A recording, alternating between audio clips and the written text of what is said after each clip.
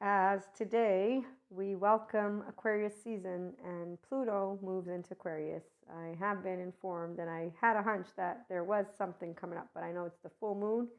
And then I was informed that no, there's also this beautiful shift. So we have a lovely future with expanded thinking, which I'm already in as a human love narrative person and not a human suffering love narrative person. So let us start. Oh, and as a 5D mystic enlightenment, functional adult, woo-woo pseudoscience lady.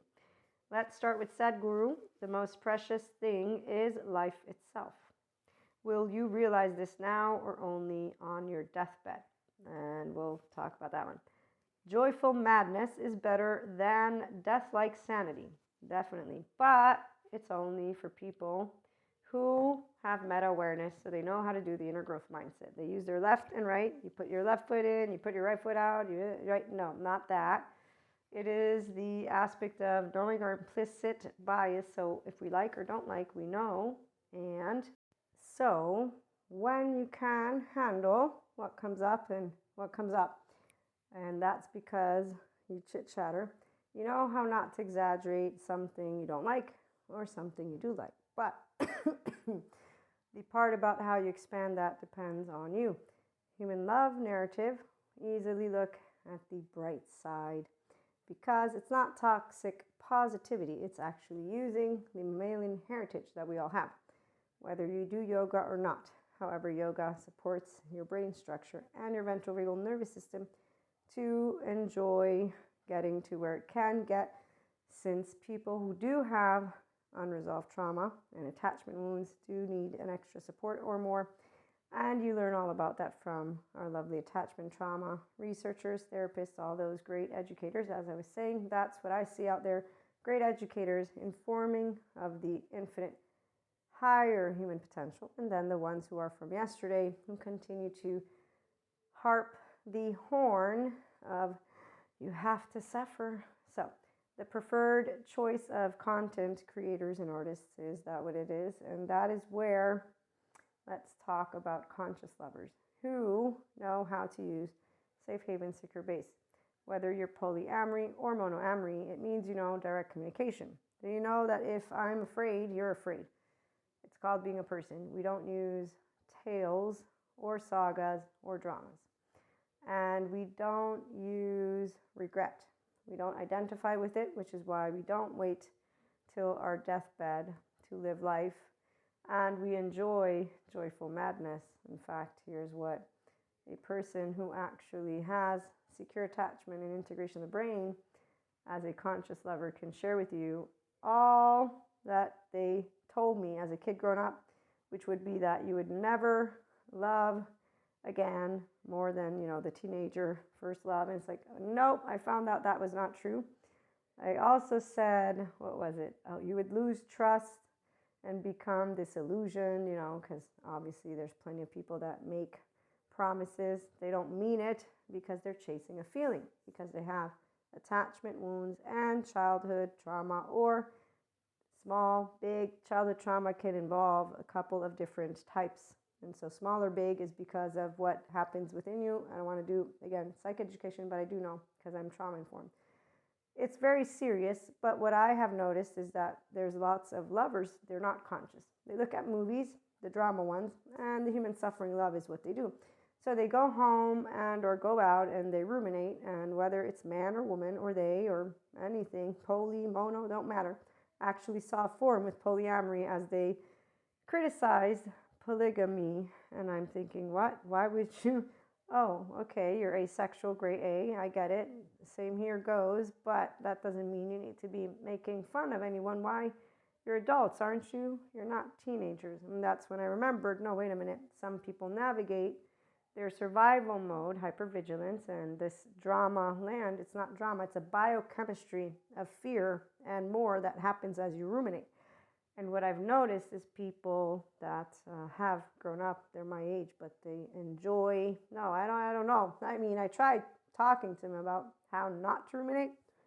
They seem to always make excuses for, no, they don't. They actually seem to think that I don't have emotions or that I don't understand. So I try to find a sweet spot And the sweet spot is I'm a human love narrative. I have always something positive to share. That's because that's how I see the world. So I'm not going to be able to support your nervous system to stay in that hypervigilant survival ruminating mode, because I don't do that. I actually will talk to you from my prefrontal cortex, and I will have compassion and not empathy. So I'm differentiating, because I do have empathy, but compassion leads me to say I'm a me, you're a you, me, and I support you. And actually that supports another person to move into their soothe system, because I stay in my emotionally mature, integrated brain as I support, because from here is where I say this is what I can do and what I can't do.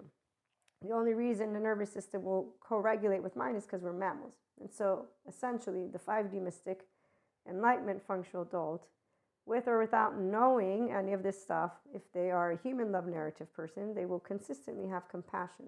And that means a friend, a lover, whoever it is that's coming with drama is not an energy vampire, dark aura, and that's why our twin flame and flames don't create some saga, because we don't ruminate.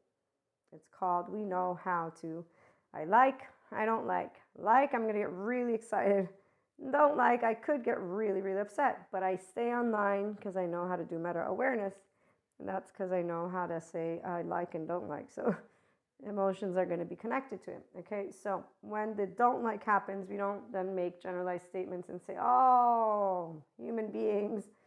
Now, granted, the men that continue to tell me that the stereotypes are true and the women that support them and vice versa, I will say, in fact, as a conscious lover, yeah, it's not satisfactory, but because it's so sensitive, because the minute that two people of different genders or that are just supporting generalized stereotypes are saying, no, it's true, I'm like, you just told me what you think about you, which is you're limited, and so is our species. So I'm not going to continue trying to talk, because I have what is an adaptive child, a maladaptive response to a trust break that you have with humanity, not the other way around. I don't have a trust break with the infinite higher human consciousness potential of humans, because I'm a human.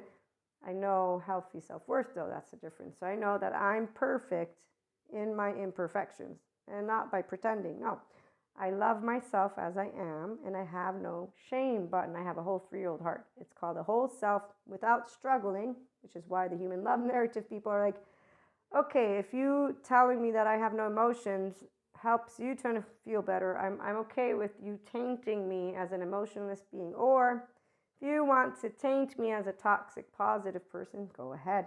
Or if you want to say I'm hype, you can taint it as you will.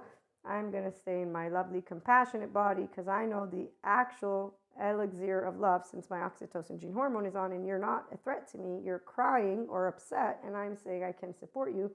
And you're telling me you want to be able to complain or use names about another person or whatever it is because you don't like it. And I'm going to just say, no, I stopped actually as I grew up to say, but life happens, because apparently that's not satisfactory either. So allowing yourself to be equanimous is actually the grown-up land of depths of emotion.